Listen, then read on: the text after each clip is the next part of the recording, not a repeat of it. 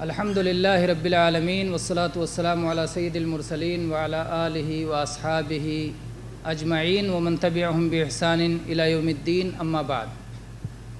آج انشاءاللہ آج کے درس میں ہم 3 باتیں بتانے کی کوشش کریں گے۔ ان 3 باتوں کے ذریعے سے ہم سنت اور بدعت میں فرق کر سکیں گے۔ کیا چیز سنت ہے، کیا چیز بدعت ہے، کیا یہ ہم سنت کہہ سکتے ہیں یا نہیں کہہ سکتے، یا یہ چیز بدعت ہے اور ہمارے لیے اس پر چلنا درست نہیں ہے۔ تو ایسے 3 قاعدے، 3 ضابطے، 3 بنیادیں ہم آپ کے سامنے رکھنا چاہتے ہیں جس سے سنت اور بدعت میں تمیز ہو سکے۔ پہلا قاعدہ یہ ہے کہ ہمارے دین کی اصل اتباع پر قائم ہے۔ ہمارے دین کی اصل اتباع، اطاعت، پیروی، حکم کی تعمیل اس پر قائم ہے۔ یہ ہمارے دین کی اصل ہے کہ ہم جو کام کریں گے اتباع میں کریں گے، سن کر کریں گے، تعلیم حاصل کر کے کریں گے۔ یہ ہمارے دین کی ایک بنیاد ہے۔ اور ہمارے دین کی دوسری بنیاد یہ ہے کہ کوئی بھی عبادت عام دلیل سے ثابت نہیں ہوگی، خاص عبادت کے لیے خاص دلیل چاہیے۔ انشاءاللہ ہم اس کی تفصیل بعد میں کریں گے، ابھی مختصر بتا رہے ہیں۔ اور تیسرا قاعدہ یہ ہے کہ نبی کریم صلی اللہ علیہ وسلم کی سنت 2 طرح سے ہے۔ ایک سنت عملی ہے اور ایک سنت ترکی ہے، یعنی جو آپ نے کیا اس کا کرنا سنت، اور جو آپ نے چھوڑ دیا اس کا چھوڑ دینا سنت۔ تو یہ 2 طرح کی سنتیں ہیں۔ جب ہم یہ 3 باتوں کو اچھی طرح سمجھ لیں گے تو انشاءاللہ بدعت اور سنت میں تمیز کرنا ہمارے لیے آسان ہو جائے گا۔ جہاں تک پہلی بات کا تعلق ہے کہ عبادت میں اصل اتباع ہے، اس سلسلے میں قرآن پاک کی بھی بہت سارے دلائل ہیں اور نبی کریم صلی اللہ علیہ وسلم کی بہت ساری احادیث ہیں، اور صحابہ اور سلف کے اقوال اور ان کا تعامل بھی اس کے مطابق موجود ہے۔ قرآن پاک کی بہت ساری آیات ہیں، 1-2 نہیں بلکہ 10 آیات ہیں، بلکہ 50 آیات ہیں کہ جس میں اتباع کا، اطاعت کا، پیروی کا حکم دیا گیا ہے، اللہ اور اس کے رسول سے آگے بڑھنے سے منع کیا گیا ہے، اور ان کی مخالفت کرنے سے اور ان کی راہ چھوڑ کر اپنی راہ الگ بنانے سے منع کیا گیا ہے۔ بہت ساری آیات ہیں، ہم صرف 2-3 آیات لیتے ہیں۔ اللہ تبارک و تعالیٰ نے سورہ انعام کی آیت نمبر 153 پہ ارشاد فرمایا، وَأَنَّ هَذَا صِرَاطِي مُسْتَقِيمًا فَاتَّبِعُوهُ وَلَا تَتَّبِعُوا السُّبُلَ فَتَفَرَّقَ بِكُمْ عَنْ سَبِيلِهِ، اور یہ میری سیدھی راہ ہے، اسی راہ کی پیروی کرو، اسی راہ پر چلو، اور دوسری راہوں اور دوسری پگڈنڈیوں کے پیچھے مت چلو، ورنہ وہ تمہیں صراط مستقیم سے ہٹا دیں گے۔ تو اللہ تعالیٰ نے ایک راستہ بتایا جو سیدھی راہ ہے، اللہ تک پہنچاتی ہے اور اللہ کی جنت تک پہنچاتی ہے، اور پھر اس راہ کے دائیں بائیں بہت سارے راستے ہیں جو کہ اس راہ سے انسان کو ہٹا دیتے ہیں، منحرف کر دیتے ہیں۔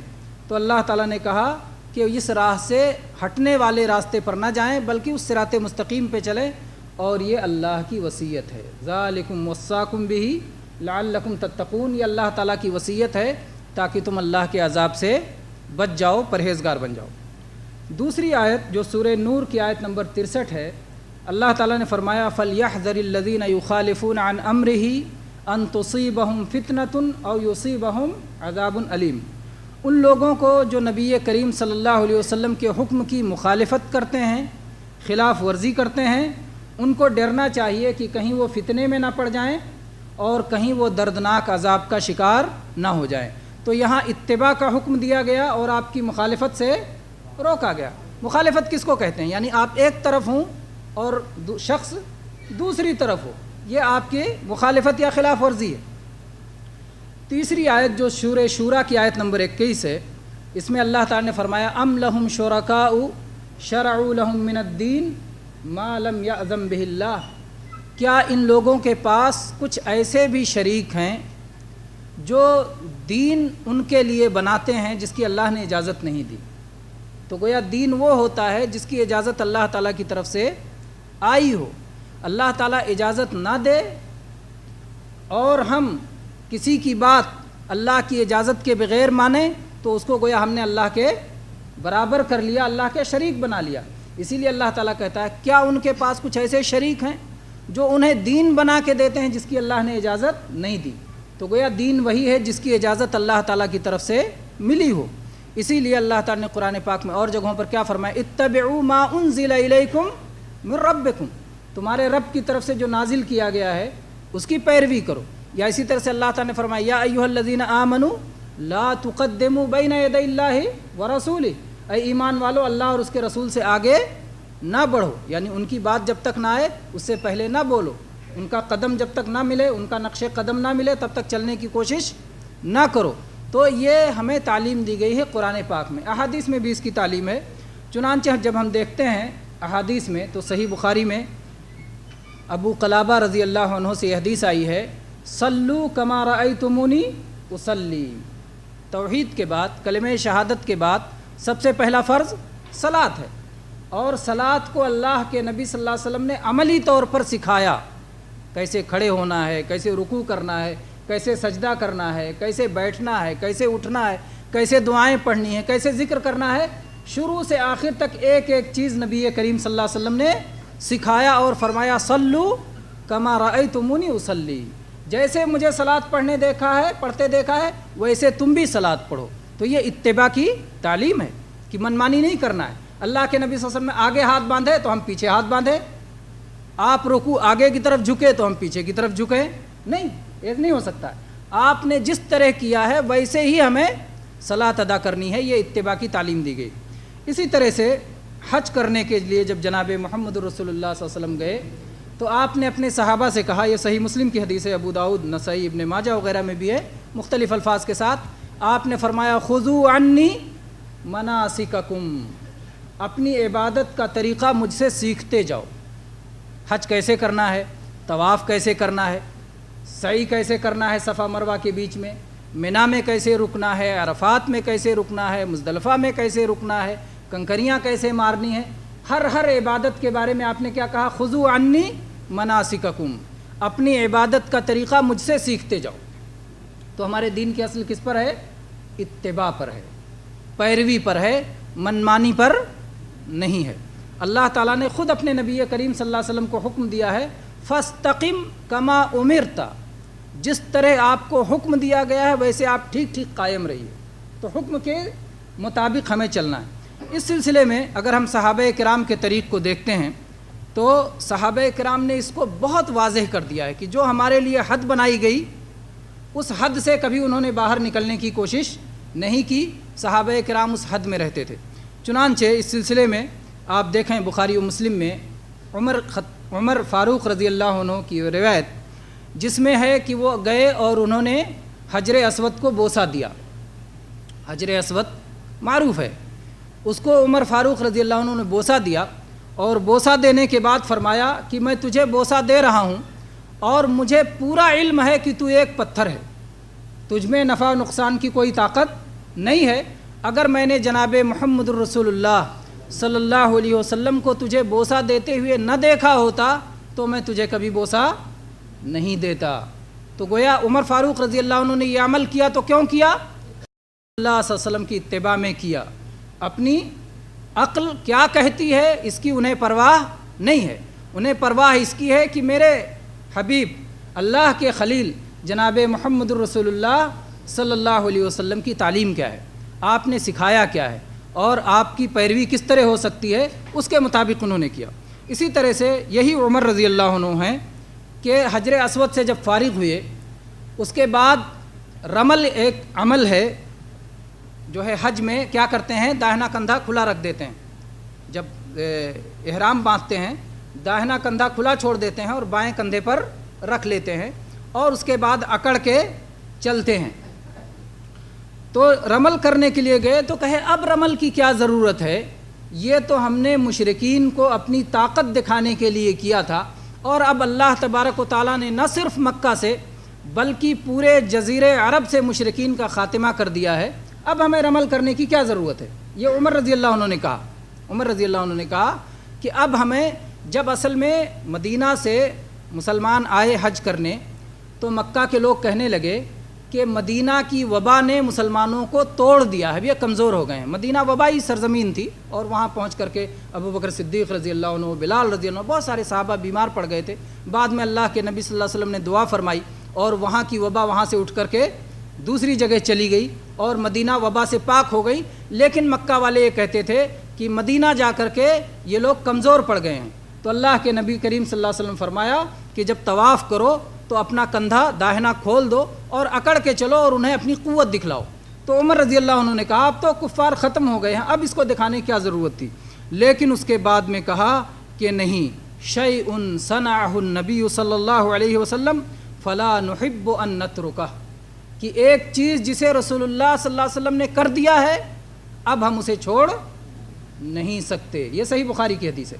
تو آپ مسلمان کے ہاں اصل دین کیا ہے؟ اتباع اور پیروی ہے، کہ ہمیں تعلیم دی گئی، ہمیں اس پر چلنا ہے۔ چھوڑنے کی تعلیم دی گئی، چھوڑ دینا ہے۔ کرنے کی تعلیم دی گئی، کرنا ہے۔ آپ کو جیسے کرتے دیکھا ویسے کر لینا ہے۔ اور چنانچہ اس سلسلے میں اور آگے چلتے ہیں۔ یعلا ابن امیہ رحمہ اللہ یہ کہتے ہیں کہ میں نے عمر ابن خطاب رضی اللہ عنہ کی شجاعت اور اتباع رسول اور جو ہے ان کے فکر اور فہم چیزوں کو غور کرنا اور اسی طرح سے ان کی زبان سے حق کا جاری ہونا، یہ بہت سارے فضائل ہیں۔ چنانچہ ان کی موافقت میں قرآن پاک کی بہت ساری آیات نازل ہوئی ہیں۔ تو عمر فاروق رضی اللہ عنہ کا یہ تیسرا واقعہ بھی ہے۔ یعلا ابن امیہ روایت کرتے ہیں کہ میں نے عمر بن خطاب رضی اللہ عنہ کے ساتھ طواف کیا۔ جب میں اس کونے تک پہنچا جو کونا حجر اسود کے بعد آتا ہے تو میں نے اسے چھونا چاہا۔ کعبہ کے 4 کونے، جیسے ٹیبل آپ دیکھ رہے ہیں، ایک حجر اسود کا کونا ہے، اس کے بعد والا کونا، اس کے بعد والا کونا، اور پھر وہ کونا ہے جس کو چھوا جاتا ہے، رکن یمانی کہتے ہیں۔ حجر اسود اور رکن یمانی، صرف یہ 2 کونے چھوئے جاتے ہیں اور حجر اسود کو بوسہ دیا جاتا ہے، لیکن باقی 2 کونے کو نہیں چھوا جاتا۔ اور اس میں حکمت کیا ہے واللہ عالم، لیکن اصل یہ ہے کہ کعبہ اصل کشتی کی شکل میں تھا، اور مکہ والوں کے وقت میں جب سیلاب آیا اور کعبہ کی عمارت ڈھہ گئی اور اس کے دوبارہ بنایا گیا اور خرچہ کم ہو گیا، حلال اور پاک خرچہ، تو انہوں نے وہ علاقہ چھوڑ دیا جو آج حتیم گھیرا ہوا ہے۔ تو اس لیے یہ 2 کونے چونکہ اصلاً کونا نہیں ہے اس لیے چھوا نہیں جاتا ہے۔ لیکن کوئی بھی وجہ ہو، نبی کریم صلی اللہ علیہ وسلم نے چھوا نہیں، اسے چھوا نہیں طواف کرتے ہوئے۔ تو کہتے ہیں یعلا ابن امیہ کہ جب میں وہاں سے گزرا تو میں نے اسے چھونا چاہا۔ یعلا ابن امیہ رضی اللہ عنہ یہ بھی صحابی ہیں اور نبی کریم صلی اللہ علیہ وسلم کے ساتھ انہوں نے بھی حج کیا ہے۔ عمر رضی اللہ عنہ کے ساتھ جب انہوں نے یہ عمل کرنا چاہا تو انہوں نے پوچھا کہ تم نے رسول اللہ صلی اللہ علیہ وسلم کے ساتھ طواف نہیں کیا؟ کہا کیا ہے۔ کہا کیا اللہ کے نبی کریم صلی اللہ علیہ وسلم نے اس کونے کو چھوا تھا؟ کہا نہیں چھوا ہے۔ کہا جب نبی کریم صلی اللہ علیہ وسلم نے نہیں چھوا ہے تو اس عمل سے دور رہو جو نبی صلی اللہ علیہ وسلم نے نہیں کیا ہے نا؟ اچھا لگتا ہے کہ کعبے کا ہر کونا چھوئیں، کعبے کی دیوار ہر جگہ جا کے چمٹ جائیں، ہر جگہ ہاتھ لگائیں، دل کو اچھا لگتا ہے، لیکن اپنے پسند اور اپنے اچھے لگنے سے کوئی کام نہیں کیا جاتا، بلکہ جناب محمد الرسول اللہ صلی اللہ علیہ وسلم کی سنت کے مطابق عمل کرنا چاہیے۔ تو عمر ابن خطاب رضی اللہ عنہ نے کہا فَأَبْعِدْ عَنْهُ، اپنے آپ کو اس عمل سے دور رکھو جو رسول اللہ صلی اللہ علیہ وسلم کی سنت نہیں ہے۔ فَإِنَّ لَكَ فِي رَسُولِ اللَّهِ صلی اللہ علیہ وسلم أُسْوَةٌ حَسَنَةٌ، اس لیے کہ تمہارے لیے اللہ کے رسول صلی اللہ علیہ وسلم میں بہترین نمونہ ہے، مکمل نمونہ ہے۔ یہ مسند احمد کی حدیث ہے، معجم الاوسط طبرانی میں بھی ہے، جیسا کہ بعد میں امام حیثمی نے وہاں سے نقل کیا ہے اور امام بہقی نے بھی اس کی روایت کی ہے، تو مختلف جگہوں پہ حدیث موجود ہے۔ اسی طرح سے عبداللہ ابن عباس رضی اللہ عنہ کی حدیث، کتنی حدیثیں ہو گئیں؟ عمر رضی اللہ عنہ کی پہلی حدیث ہو گئی جو حجر اسود چومنے سے تعلق سے تھی، دوسری حدیث ہو گئی جو رمل کے تعلق سے تھی، اور تیسری حدیث ہو گئی جو 2 کونے کے بجائے تیسرا اور چوتھا کونا छूने से मुताल्लिक़ थी।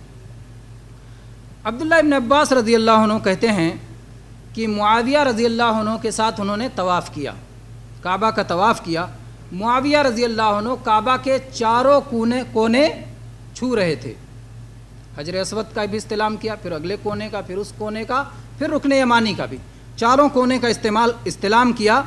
तो अब्दुल्लाह इब्न अब्बास रज़ी अल्लाह अन्हु ने उनसे कहा, लेमा तस्तलिमु हाज़ैनिन रुकनैन वलम यकुन रसूलुल्लाह सल्लल्लाहु अलैहि वसल्लम यस्तलिमुहुमा, कि आप इन दो कोनों को क्यों छूते हैं जबकि रसूलुल्लाह सल्लल्लाहु अलैहि वसल्लम ने इनको नहीं छुआ था, आपने इस्तेलाम नहीं किया था, तो आप क्यों छूते हैं? तो मुआविया रज़ी अल्लाह अन्हु अक़ली दलील देते हैं, ज़हनी दलील देते हैं, कहते हैं लैसा शैउम मिनल बैति महजूरा, अल्लाह के घर का कोई हिस्सा कैसे छोड़ सकते हैं? ये भी अल्लाह के घर का हिस्सा है, वो भी अल्लाह के घर का हिस्सा है, तो ये दो हिस्से तो हम पकड़ लें और ये दो हिस्से छोड़ दें, ये कैसे हो सकता है? ये कौन सी दलील है? अक़ली दलील है। अक़ली दलील पे अभी गौर करेंगे तो अक़ल से अक़ल का तोड़ है, लेकिन अक़ल का कभी तोड़ अक़ल से करना पहली फुर्सत में मुनासिब नहीं है, शरई तरीक़ा नहीं। शरई तरीक़ा यह है कि अक़ल को शरीयत की तरफ लौटा दो, और अब्दुल्लाह इब्न अब्बास रज़ी अल्लाह अन्हु ने वही किया। अब्दुल्लाह इब्न अब्बास रज़ी अल्लाह अन्हु ने कहा लक़द कान लकुम फ़ी रसूलिल्लाहि उस्वतुन हसना, तुम्हारे लिए रसूलुल्लाह सल्लल्लाहु अलैहि वसल्लम की ज़िंदगी में बेहतरीन नमूना है। अल्लाह के रसूल सल्लल्लाहु अलैहि वसल्लम ने जब इन दोनों कोने को नहीं छुआ है तो ये दोनों कोने हमें भी नहीं छूना है। मुआविया रज़ी अल्लाह अन्हु कहते हैं सदक़ता, आप बिल्कुल सच फरमाते हैं। ये रहा कबूल हक़। उनकी अक्ल एक बात कह रही थी कि छोड़ देना चाहिए, चूमना चाहिए या छूना चाहिए, और एक दलील आ गई जो अब्दुल्लाह इब्न अब्बास रज़ी अल्लाह अन्हु ने बताई, तो उन्होंने अपनी अक़ली राय को छोड़ करके दलील को कबूल कर लिया। ये था सहाबे किराम के यहाँ कबूल हक़ का जज्बा, कि जब हक़ आ जाए दलील के साथ में तो हक़ को कबूल कर लेना चाहिए। चुनांचे मुआविया रज़ी अल्लाह अन्हु ने कबूल कर लिया। ये मुस्नद अहमद की रिवायत है, सुनन तिरमिज़ी की रिवायत है, हसन सही है। इसमें जो है अइम्मे किराम ने बड़ी तफसील की है इसकी शरह में। इसमें आप देखते हैं कि हाफिज़ इब्न हजर रहमहुल्लाह ने बड़ी अच्छी बात कही। हाफिज़ इब्न हजर रहमहुल्लाह कहते हैं कि इमाम शाफ़ई रहमहुल्लाह ने उनकी इस बात का जवाब दिया है कि जब वो ये कहते हैं कि काबा का कोई हिस्सा हम छोड़ नहीं सकते, तो हाफिज़ इब्न हजर इमाम शाफ़ई रहमहुल्लाह ने कहा कि जब आप तवाफ़ कर रहे हैं तो पूरे काबे का तवाफ़ कर रहे हैं कि कोई हिस्सा छूट गया? पूरे काबे का तवाफ़ कर रहे हैं, तो काबा छूटा कहाँ? ये कहना कि हम काबा का कोई हिस्सा नहीं छोड़ेंगे तो हकीकत में छोड़ा ही नहीं आपने। छूने के लिए दो था और पकड़ने के लिए पूरा, तो पूरे तरफ जब आप तवाफ़ कर रहे हैं तो हकीकत में आपने छोड़ा ही नहीं। इसलिए ये सोचना कि अगर दो हिस्से को हम नहीं छुएंगे तो काबा छूट जाएगा, ये सोच ही सही नहीं है। उसके बाद में लेकिन बात यह है कि हम सुन्नत की पैरवी करेंगे, करने में भी और छोड़ने में भी। अल्लाह के नबी ने दो हिस्से का, दो कोने का इस्तेलाम किया तो इस्तेलाम करने में पैरवी, और दो हिस्से को आपने छोड़ दिया तो छोड़ देने में पैरवी। आप बिल्कुल ऐसे समझें कि जैसे अल्लाह के नबी सल्लल्लाहु अलैहि वसल्लम ने जुमा के लिए अज़ान दिलवाई तो हम भी जुमा के लिए अज़ान दिलवाएं, अज़ान दिलाने में पैरवी। और अल्लाह के नबी सल्लल्लाहु अलैहि वसल्लम ने ईद उल फित्र और ईद उल अज़हा की सलाह पढ़ी अज़ान के बग़ैर, तो हमने वहाँ अज़ान छोड़ दी। अल्लाह के नबी ने अज़ान दिलाई तो हमने भी दिलाई, अल्लाह के नबी ने छोड़ दिया तो हमने भी छोड़ दिया। तो ऐसे ही सुन्नत की पैरवी करेंगे करने में भी और सुन्नत की पैरवी करेंगे छोड़ देने में भी। तो कहा यह सुन्नत की तालीम दी गई है, और अगर दो कोने को छोड़ देने से काबा का छोड़ना लाजिम आने लगे तो फिर चिपक के चलना चाहिए, क्योंकि फिर बहुत सारे हिस्से उसके बाद भी छूटे रहते हैं। आपने हजर अस्वद चूमा, उसके बाद ये कोना चूमा, बीच का सारा हिस्सा छूटा हुआ है, फिर चिपक के चलो, फिर सारे लोग कैसे चिपक के चलेंगे? तो इसलिए ये हकीकत में अक़ली दलील भी दुरुस्त नहीं है। शरीयत अक़ल के मुताबिक है। सही अक़ल और सही शरीयत कभी नहीं टकराते। सही अक़ल सही शरीयत कभी नहीं टकराते। अगर दोनों में टकराव हो, शरीयत में और अक़ल में, तो या तो अक़ल ख़राब है या तो जिसको शरीयत कह रहे हैं वो शरीयत नहीं है। दोनों में से कहीं एक गलती और गड़बड़ी होगी। इसलिए सही अक़ल और सही शरीयत कभी नहीं टकराते। आगे चलते हैं, एक और वाक़या लेते हैं इत्तिबाए सुन्नत का। इमाम नाफ़े جو عبداللہ ابن عمر رضی اللہ عنہ کے آزاد کردہ غلام ہیں، وہ کہتے ہیں کہ عبداللہ ابن عمر رضی اللہ عنہ کے پاس ایک شخص کو چھینک آئی۔ چھینکنے کے بعد وہ کیا کہتے ہیں؟ الحمدللہ، ہے نا؟ چھینک آئے تو کہتے ہیں الحمدللہ۔ تو اس شخص نے کہا الحمدللہ والسلام علی رسول اللہ۔ عبداللہ بن عمر رضی اللہ عنہ کے پاس چھینکا اور چھینکنے کے بعد کہا الحمدللہ والسلام علی رسول اللہ۔ عبداللہ ابن عمر رضی اللہ عنہ نے کہا میں بھی کہتا ہوں الحمدللہ والسلام علی رسول اللہ، لیکن اللہ کے نبی صلی اللہ علیہ وسلم نے چھینکنے کے وقت ہمیں یہ نہیں سکھایا ہے۔ آپ نے کیا کہا؟ تمہاری بات بالکل صحیح ہے، الحمدللہ کہنا بھی صحیح ہے، اللہ کے نبی کو سلام بھیجنا بھی صحیح ہے، لیکن کب بھیج رہے ہو؟ وقت میں بھی اتباع ہونا چاہیے۔ 6 باتوں میں اتباع ہونا چاہیے نا، پچھلے درس میں ایک بار بتایا تھا، میں آج انشاءاللہ پھر دہراتا ہوں کہ 6 باتوں میں اتباع ضروری ہے، جس میں سے ایک ہے وقت میں بھی اتباع ہونی چاہیے۔ جو کام جس وقت کیا گیا وہ کام اسی وقت کیا جائے گا۔ چھینکنے کے بعد اگر نبی پہ سلام بھیجنا اللہ کے نبی صلی اللہ علیہ وسلم کی تعلیم نہیں ہے تو صحابہ اس سے روک دیتے تھے۔ عبداللہ ابن عمر رضی اللہ عنہ جن کی اتباع سنت معروف ہے، انہوں نے روک دیا، کہا الحمدللہ والسلام علی رسول اللہ میں بھی کہتا ہوں، لیکن چھینکنے کے بعد نہیں، اس لیے کہ اللہ کے نبی صلی اللہ علیہ وسلم نے اس طرح کی تعلیم نہیں دی ہے، بلکہ آپ نے ہمیں سکھایا ہے کہ ہر حالت میں ہم کہیں الحمدللہ، الحمدللہ علی کل حال۔ یہ سنن ترمذی میں ہے اور امام حاکم نے بھی اس کی روایت کی ہے مستدرک میں، اور امام جو ہے حاکم نے کہا صحیح الاسناد، اور امام ذہبی نے موافقت کی، اور علامہ البانی نے بھی حسن قرار دیا۔ ایک اور حدیث لیتے ہیں جو سعید ابن المسیب رحمہ اللہ سے ہے۔ سعید ابن المسیب رحمہ اللہ سید التابعین ہیں۔ انہوں نے ایک کو دیکھا کہ طلوع فجر کے بعد 2 رکعتیں پڑھنے کے بعد اور بھی پڑھ رہا ہے۔ طلوع فجر کے بعد کیا ہے؟ 2 رکعت فجر کی فرض ہے، اور اس فرض سے پہلے 2 رکعت سنتیں ہیں، 4 رکعت زیادہ سے زیادہ ہے۔ لیکن وہ شخص پتہ چلا کئی رکعتیں سنت رکوع سجدہ کرتے جا رہا ہے، وہ کیا پڑھ رہا ہے؟ جا کر کے سعید ابن مسیب رحمہ اللہ نے اس کو جا کر کے روکا کہ بھائی کیا کر رہے ہو؟ جب سے دیکھ رہا ہوں، جب سے آ رہے 2 رکعت پتہ چل رہا ہے پڑھتے ہی جا رہے ہو، کیا کر رہے ہو؟ اللہ کے نبی صلی اللہ علیہ وسلم نے تو ہمیں 2 رکعت سنت فجر کی اور 2 رکعت فرض، یہی 4 رکعت سکھایا ہے، تو یہ کیا پڑھ رہے ہو؟ تو وہ کیا کہتا ہے پلٹ کے؟ اللہ تعالیٰ مجھے صلاح پڑھنے پر عذاب دے گا، اللہ تعالیٰ مجھے نماز پڑھنے پر عذاب دے گا۔ وہی جو آج تک لوگ جو باتیں دہراتے ہیں، دیکھیں شیطانی وسوسہ ایک ہی ہوتا ہے شروع سے اخیر تک۔ اس نے کہا کیا اللہ مجھے نماز پڑھنے پر عذاب دے گا، صلاۃ پڑھنے پر مجھے عذاب دے گا؟ تو کہا نہیں، صلاۃ پہ نہیں عذاب دے گا اللہ تعالیٰ، رسول اللہ صلی اللہ علیہ وسلم کی خلاف ورزی پہ عذاب دے گا۔ تم یہ سمجھتے ہو کہ اللہ کے رسول سے آگے بڑھ گئے، تم یہ سمجھتے ہو کہ صحابہ سے آگے بڑھ گئے، تم وہ نیکی کرنے کے قابل ہو گئے جو نیکی رسول اللہ صلی اللہ علیہ وسلم اور صحابہ سے چھپی رہ گئی، اور تم کو اس کا علم ہو گیا اور تم اس پر عمل کرنے لگے، تو یہ اس پر اللہ تعالیٰ تمہیں عذاب دے گا، سنت کی خلاف ورزی پر تمہیں عذاب دے گا۔ یہ امام بہقی نے اور امام عبدالرزاق نے اور خطیب بغدادی نے، یہ ان سب نے ان واقعے کو روایت کیا ہے۔ اسی طرح سے امام ابن العربی نے زبیر ابن بکار سے ایک روایت ذکر کی ہے، وہ کہتے ہیں کہ مالک ابن انس جانتے ہیں؟ امام مالک رحمہ اللہ، مدینہ کے امام، دار ہجرت کے امام، اور 4 مشہور اماموں میں سے ایک امام مالک ابن انس رضی اللہ عنہ کے پاس ایک شخص آیا اور اس نے کہا کہ اے ابو عبداللہ میں کہاں سے احرام باندھوں؟ تو انہوں نے کہا کہ ذوالحلیفہ سے، جہاں سے رسول اللہ صلی اللہ علیہ وسلم نے احرام باندھا تھا۔ آپ مدینہ سے نکلے تھے، ذوالحلیفہ پہنچے، وہاں آپ نے احرام باندھا، آج کل جس کو ابیار علی کہتے ہیں، ذوالحلیفہ کا بھی بورڈ لگا رہتا ہے۔ تو اس شخص نے کہا میں چاہتا ہوں کہ مسجد نبوی سے احرام باندھ کے نکلوں۔ تو کہا کہ نہ، ایسا مت کرو۔ کہا کہ نہیں، میں رسول اللہ صلی اللہ علیہ وسلم کی قبر مبارک سے، وہاں سے اور آپ کی مسجد سے، یہاں سے احرام باندھ کے نکلنا چاہتا ہوں۔ تو امام مالک رحمہ اللہ نے فرمایا لا تفعل، ایسا مت کرو، فإنی اخشى علیک الفتنہ، مجھے خطرہ ہے کہ تم فتنے میں پڑ جاؤ گے، مجھے خطرہ ہے فتنے میں پڑ جاؤ گے۔ اس شخص نے پوچھا کہ اس میں کیا فتنہ ہے، چند میل ہی تو بڑھ گیا، ابھی جا کے چند میل کے بعد وہاں سے احرام باندھیں گے، چلو مسجد نبوی سے اس سے چند میل پہلے ہی باندھ لیتے ہیں۔ تو کہا کہ اس سے بڑا فتنہ اور کیا ہو سکتا ہے کہ تم سمجھتے ہو کہ تم کو وہ نیکی مل گئی، تم اس نیکی میں بڑھ گئے جو نیکی رسول اللہ صلی اللہ علیہ وسلم اور آپ کے صحابہ نہ کر سکے۔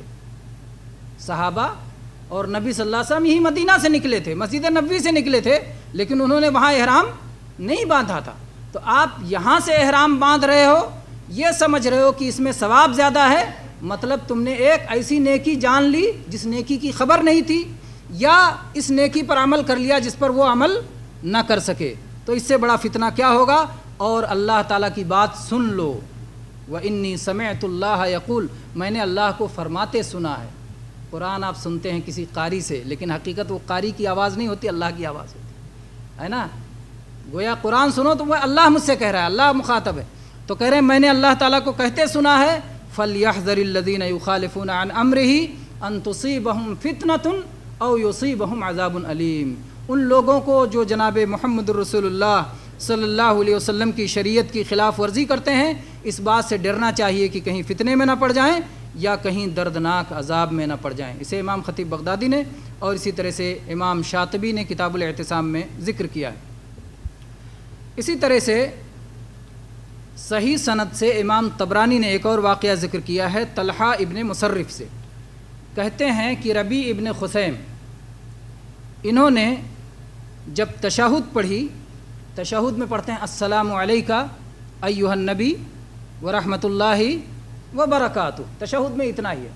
تو ربیع ابن خثیم نے تشہد میں پڑھتے ہوئے کہا السلام علیکہ ایھا النبی ورحمۃ اللہ وبرکاتہ ومغفرتہ، مغفرتہ انہوں نے بڑھا دیا۔ تو علقمہ جو وہاں پر موجود تھے اور جو عبداللہ ابن مسعود رضی اللہ عنہ کے شاگرد ہیں، عبداللہ ابن مسعود رضی اللہ عنہ بہت معروف صحابی ہیں، حافظ قرآن صحابی ہیں، فقیہ اور عالم صحابی ہیں۔ اللہ کے نبی صلی اللہ علیہ وسلم سے قرآن سن کے انہوں نے بہت ساری صورتوں کو یاد کیا، اور بہت بڑے عالم صحابی ہیں۔ تو ان کے شاگرد تھے علقمہ، تو علقمہ نے فوراً ٹوکا اور کہا کہ نہ، اللہ کے نبی صلی اللہ علیہ وسلم کی تعلیم یہ نہیں ہے، السلام علینا، السلام علیکہ ایھا النبی ورحمۃ اللہ وبرکاتہ، اتنی تعلیم ہے، مغفرتہ کی تعلیم نہیں ہے، اس لیے نہ بڑھایا جائے۔ آج ہمارے یہاں بڑھانے کا اتنا شوق ہے کہ جو دعا دیکھو اس میں 2-4 لفظ بڑھائے ہوئے ہیں۔ درود ابراہیمی کیسے پڑھتے ہیں؟ اللہم صلی علی محمد، یہی ہے نا، اللہ کے نبی صلی اللہ علیہ وسلم نے سکھایا، لیکن لوگوں کو اس پہ صبر نہیں ہوتا، کیا کہیں گے؟ اللہم صلی علی سیدنا و حبیبنا و شفیعنا و مولانا و کیا کیا بڑھا کر جب جا کے محمد، اس میں ریشم میں ٹاٹ کا پیوند لگانا بڑی فضیلت سمجھتے ہیں، اور من و سلوہ اللہ تعالیٰ کی طرف سے ملا ہے، لیکن مولی چاہیے، گاجر چاہیے، اور دال چاہیے، اور چٹنی چاہیے، یہ سب چیزوں کے بغیر، مسالہ کے بغیر اچھا نہیں لگتا۔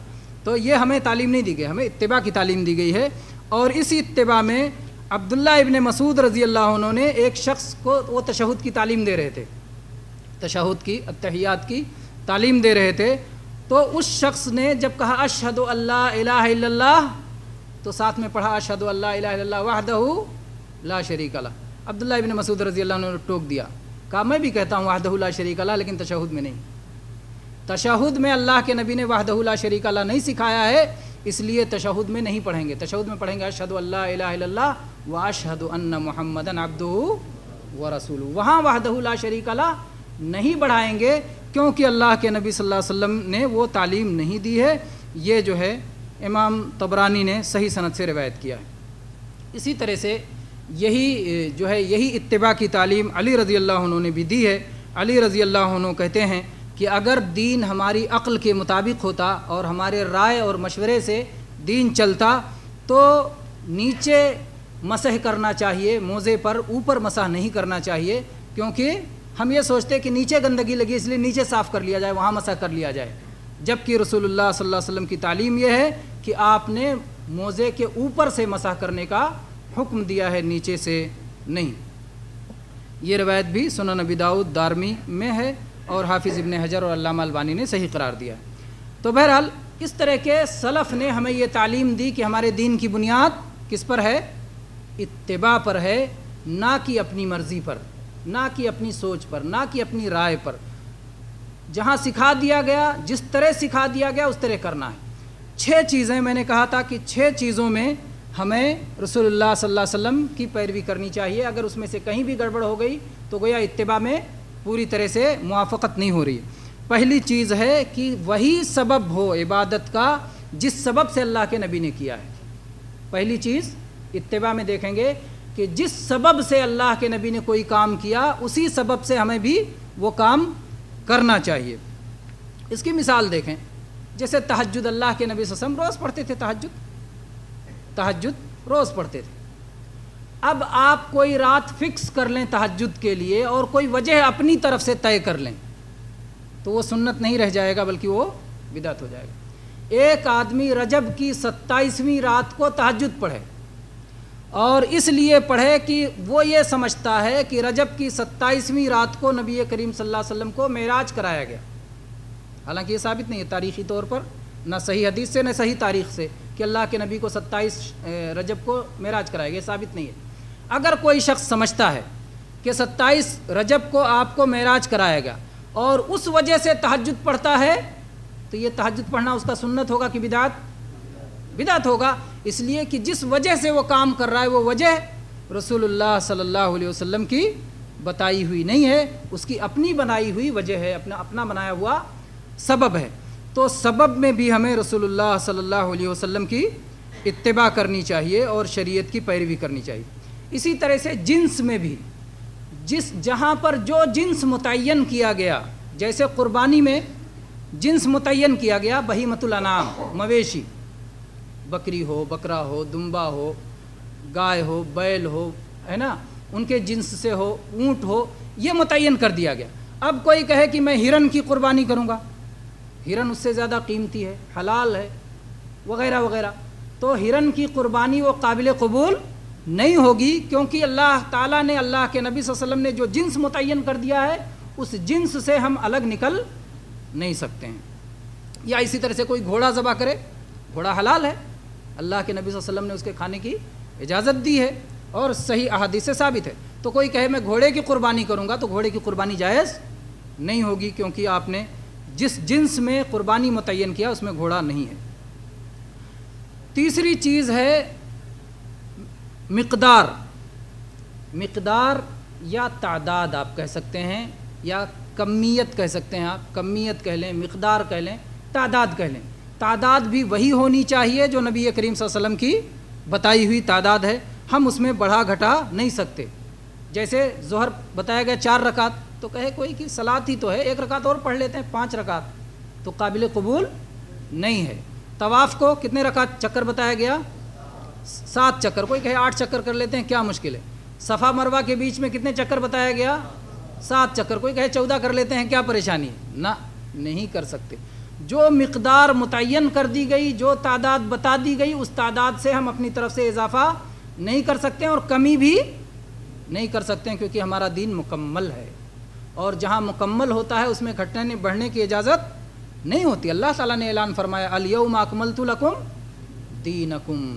امام مالک رحمہ اللہ فرماتے ہیں جو شخص یہ سمجھتا ہے کہ دین میں کسی بدعت کی ضرورت ہے تو گویا وہ کہہ رہا ہے کہ اللہ نے دین مکمل نہیں کیا، یا اللہ نے تو مکمل کیا لیکن رسول اللہ صلی اللہ علیہ وسلم نے پہنچایا نہیں، نعوذ باللہ۔ تو یہ دونوں پر تہمت ہے، اللہ اور رسول پر بدعت ایجاد کرنا اور اس پر چلنا، اللہ رسول دونوں کی بے ادبی ہے، دونوں کی گستاخی ہے، اور دونوں کے ساتھ جو ہے غلط رویہ اپنانا ہے۔ چوتھی چیز، 3 چیزیں ہو گئی، سبب میں موافقت ہونا چاہیے، جنس میں موافقت ہونا چاہیے، مقدار میں موافقت ہونی چاہیے، اور کیفیت میں بھی موافقت ہونی چاہیے۔ جس انداز میں، جس طریقے کی تعلیم دی گئی، وضو کیسے بتایا گیا کہ پہلے کلی کرو، پھر ناک میں پانی ڈالو، پھر چہرہ دھو، اور کوئی آدمی پہلے پورا چہرہ دھو لے پھر کلی کرے تو کیا کہیں گے؟ آپ نے الٹا کیا۔ یہ کیفیت اللہ کے نبی صلی اللہ علیہ وسلم کی تعلیم نہیں ہے۔ اللہ کے نبی صلی اللہ علیہ وسلم نے پیر سب سے آخر میں دھویا ہے، کوئی پیر دھونے سے شروعات کرے وضو کی تو کیا کہیں گے؟ تم نے رسول اللہ صلی اللہ علیہ وسلم کی کیفیت کی مخالفت، اس لیے یہ قابل قبول نہیں ہوگا، اتباع سنت سے انسان ہٹ گیا۔ اسی طرح سے 4 چیزیں ہو گئیں۔ 5ویں چیز جس میں اتباع ہونی چاہیے وہ ہے وقت۔ جس عبادت کا جو وقت متعین کیا گیا اسی وقت وہ عبادت کر سکتے ہیں۔ ہم چاند دیکھتے ہیں عید الفطر میں، رمضان ختم، چاند دیکھے اور صبح میں عید پڑھ لیے۔ بقرعید میں چاند دیکھے، صبح میں بقرعید نہیں پڑھتے، کتنے دن کے بعد پڑھتے ہیں؟ 10ویں دن پڑھتے ہیں۔ اب کوئی کہے کیا 10 دن انتظار کریں گے، چاند دیکھ لیا نا، صبح میں پڑھ لو بقرعید، صبح میں قربانی کر لو، تو یہ قربانی قابل قبول ہوگی؟ نہیں قابل قبول ہوگی، اس لیے کہ جناب محمد رسول اللہ صلی اللہ علیہ وسلم نے جو وقت متعین کیا ہے اس وقت سے ہم ہٹ نہیں سکتے کہ اپنی طرف سے وقت بنا لیں، تو وقت میں بھی اتباع ضروری ہے۔ ایسے ہی بہت ساری مثالیں دی جا سکتی ہیں۔ بقرعید ذوالحجہ میں قربانی کرنا ہے، کوئی کہے کہ چلو نہیں رجب میں قربانی کر لیتے ہیں، نہیں چلے گا۔ رمضان میں قربانی کر لیتے ہیں، نہیں چلے گا۔ حج کے لیے حج کے مہینے متعین ہیں، آدمی کوئی دوسرے مہینے میں حج کرنا شروع کر دے، نہیں چلے گا۔ تو وقت میں کوئی بھی وقت جو تعین ہے اسی پر چلنا ہے۔ اسی طرح سے وقت کے بعد جو ہے چھٹی چیز ہے جگہ، جس عبادت کے لیے جو جگہ متعین کی گئی ہے اسی جگہ میں وہ عبادت قابل قبول ہوگی۔ حج کے لیے کون سی جگہ متعین کی گئی؟ مکہ اور عرفات۔ عرفات کا میدان میں جا کے وقوف کرنا ہے تو حج ہوگا۔ کوئی کہے کہ نہیں ہم جا کے راجستھان کے کسی صحرا میں کھڑے ہو جائیں گے، ہے نا، تو چلے گا۔ مدینہ کے کسی صحرا میں کھڑے ہو جائیں گے، چلے گا۔ بغداد کے کسی شہر میں جا کے کھڑے ہو جائیں گے تو حج ہو جائے گا؟ قطعاً نہیں ہوگا، یہ رسول اللہ صلی اللہ علیہ وسلم کی مخالفت ہوگی۔ رسول اللہ صلی اللہ علیہ وسلم نے متعین کر دیا کہ حج مکہ میں ہونا ہے تو مکہ میں حج ہوگا۔ اللہ تعالیٰ نے متعین کر دیا کہ اعتکاف مسجد میں ہونا ہے تو اعتکاف غیر مسجد میں نہیں کر سکتا کوئی بھی، نہ مرد کر سکتا ہے نہ عورتیں کر سکتی ہیں۔ اللہ تعالیٰ نے فرمایا وَلَا تُبَاشِرُوهُنَّ وَأَنْتُمْ عَاكِفُونَ فِي الْمَسَاجِدِ، عورتوں کے قریب نہ جاؤ جب تم مسجدوں میں اعتکاف میں بیٹھے ہو۔ تو اعتکاف کے لیے مسجد متعین ہے۔ کوئی کہنے گھر میں عورت جہاں نماز پڑھتی ہے وہی اس کی مسجد ہے، وہیں اعتکاف کر لے تو قابل قبول نہیں ہے، اس لیے کہ جناب محمد الرسول اللہ صلی اللہ علیہ وسلم کی ازواج مطہرات نے، آپ کی پاک باز بیویوں نے مسجد نبوی کے اندر جا کے اعتکاف کیا ہے۔ اور آپ وہ مشہور حدیث جانتے ہیں کہ ایک بار نبی کریم صلی اللہ علیہ وسلم نے دیکھا کہ مسجد نبوی میں خیمہ لگا ہوا ہے، پھر دوسرا خیمہ، پھر تیسرا خیمہ، پھر چوتھا خیمہ۔ آپ نے پوچھا یہ کس کا خیمہ ہے؟ کہا کہ یہ عائشہ رضی اللہ عنہ کا۔ کہا یہ دوسرا خیمہ کس کا ہے؟ کہا یہ حفصہ کا ہے۔ کہا تیسرا کس کا ہے؟ زینب کا ہے۔ چوتھا کس کا ہے؟ میمونہ کا ہے۔ پانچواں کس کا ہے؟ سودا کا ہے۔ آپ نے پوچھا کیا ان کا نیکی کا ارادہ ہے؟ یہ کہاں خیمہ آپ نے دیکھا تھا اللہ کے نبی صلی اللہ علیہ وسلم؟ مسجد نبوی میں۔ سب مسجد نبوی میں اعتکاف کرنا چاہتی تھی، سب نے اپنا اپنا خیمہ لگا لیا تھا۔ اللہ کے نبی صلی اللہ علیہ وسلم نے فرمایا آل بر یریدنا، کیا ان کا نیکی کا ارادہ ہے؟ نہیں، سب ایک دوسرے سے مقابلہ کر رہی ہیں، وہ اعتکاف کر رہی ہے تو میں کیوں نہیں کروں، ہے نا؟ تو آپ نے سب کے خیمے اجڑوا دیے، کہا کرو، میں بھی نہیں اعتکاف کروں گا۔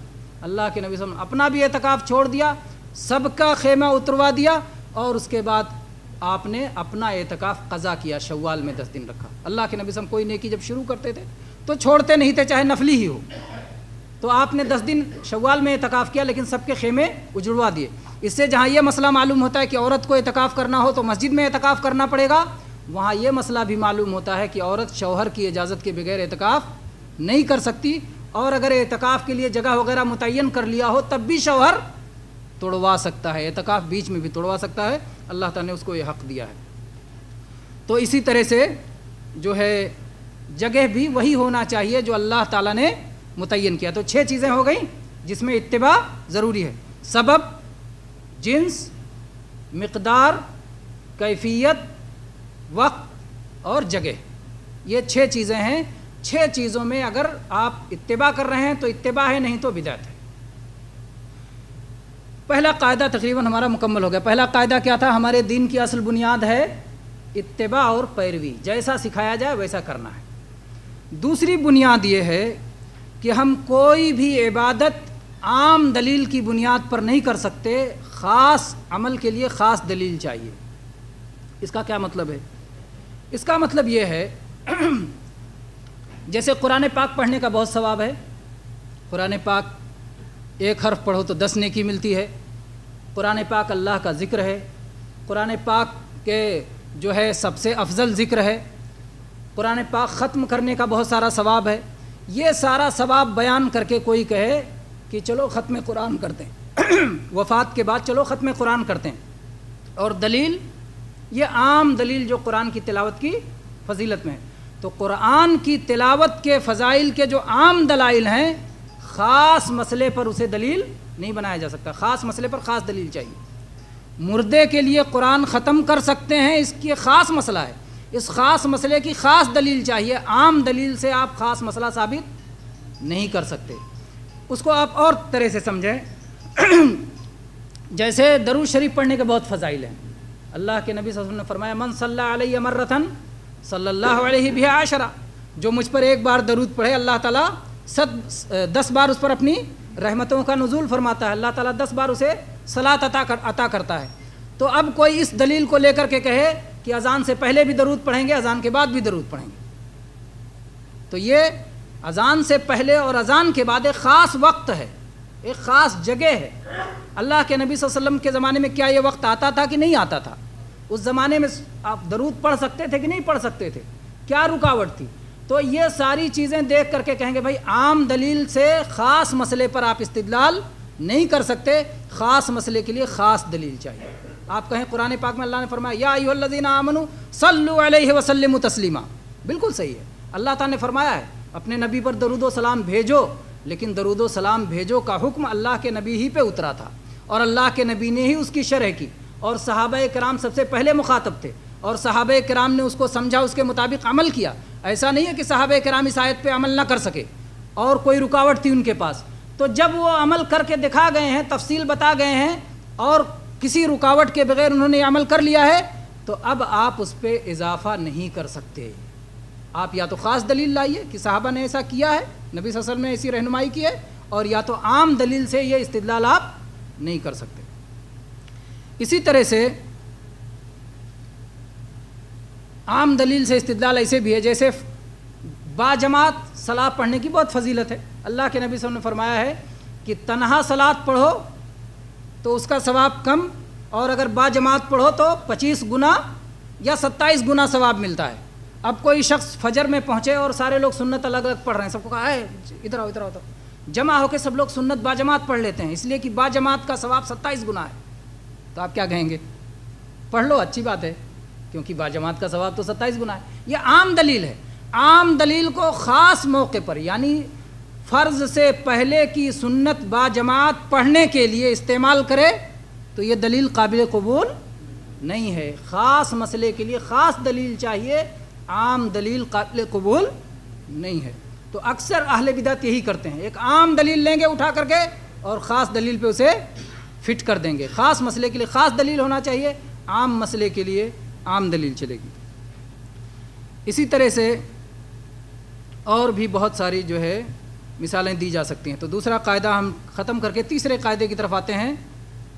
تیسرا قاعدہ، 2 قاعدہ ہو گیا. پہلا قاعدہ کیا تھا؟ ہمارے دین کی اصل اتباع پر ہے. دوسرا قاعدہ یہ ہے کہ خاص مسئلے کے لیے خاص دلیل ہونا چاہیے، عام دلیل قابل قبول نہیں ہے.